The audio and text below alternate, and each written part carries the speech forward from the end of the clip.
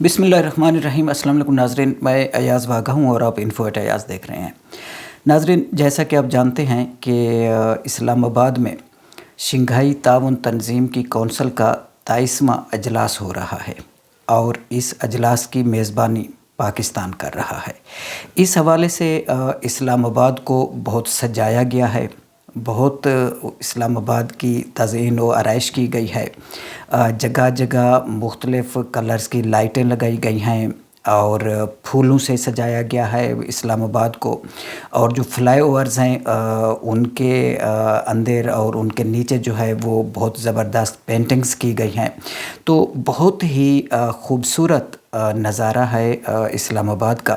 तो वो मैंने एक वीडियो बनाई है और मैं चाह रहा था कि मैं अपने नाज़रीन के साथ वो शेयर करूं।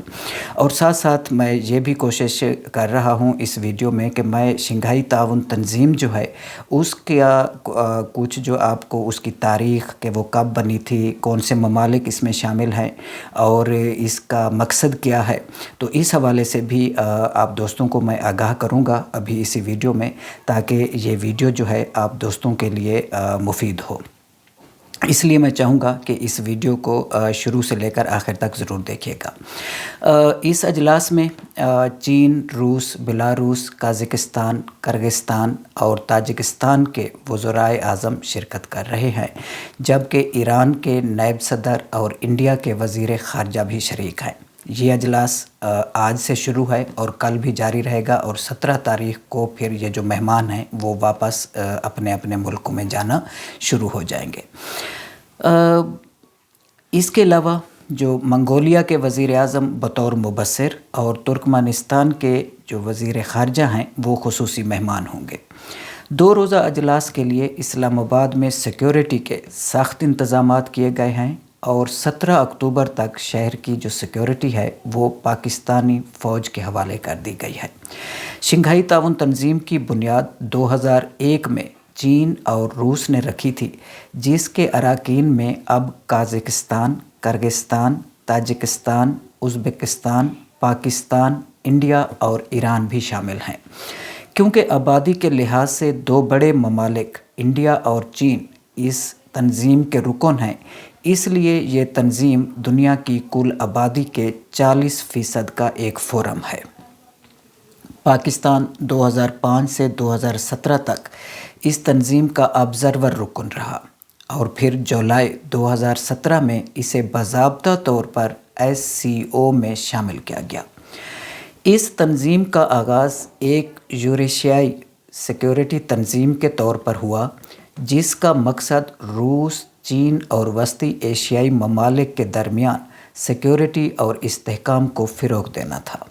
2017 में इंडिया और पाकिस्तान की मुकम्मल रुकनीत और अफ़ग़ानिस्तान की मुबस्सिर की हैसियत से शमूलियत के बाद तंज़ीम ने अपने दायरा कार को वसी किया।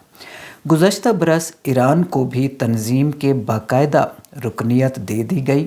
अब SCO की तवज्जो दहशतगर्दी, इंतहा पसंदी, मनशियात की स्मगलिंग और बुनियाद परस्ती जैसे मुश्तरका मसाइल पर है। SCO की तश्कील और बाद अज़ा फैलाव के वक्त इसे एक ऐसे इत्तेहाद के तौर पर देखा गया है जो मगरबी इत्तेहाद जैसा कि नेटो को काउंटर बैलेंस करने के लिए इसके मुतबादिल इत्तेहाद के तौर पर कायम किया गया था। लेकिन सवाल ये है कि क्या शंघाई ताउन तंज़ीम वाकई नेटो जैसा मजबूत इत्तेहाद बन पाएगी?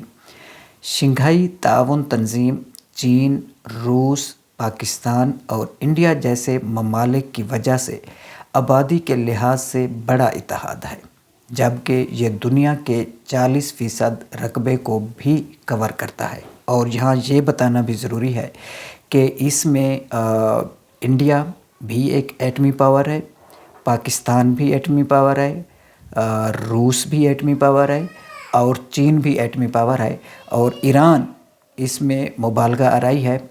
کچھ اس کے بارے میں کہا جاتا ہے کہ ایران کے پاس بھی ایٹمی ہتھیار موجود ہیں، لیکن گو کہ انہوں نے باضابطہ طور پر اس کا اعلان نہیں کیا، اور اگر ایران کے پاس بھی یہ ایٹمی ہتھیار موجود ہیں تو یہ 5 ایٹمی ممالک پر مشتمل، اور اس کے علاوہ باقی جو رکن ممالک ہیں، تو یہ ایک بہت پاورفل اس حوالے سے ایک تنظیم ہے۔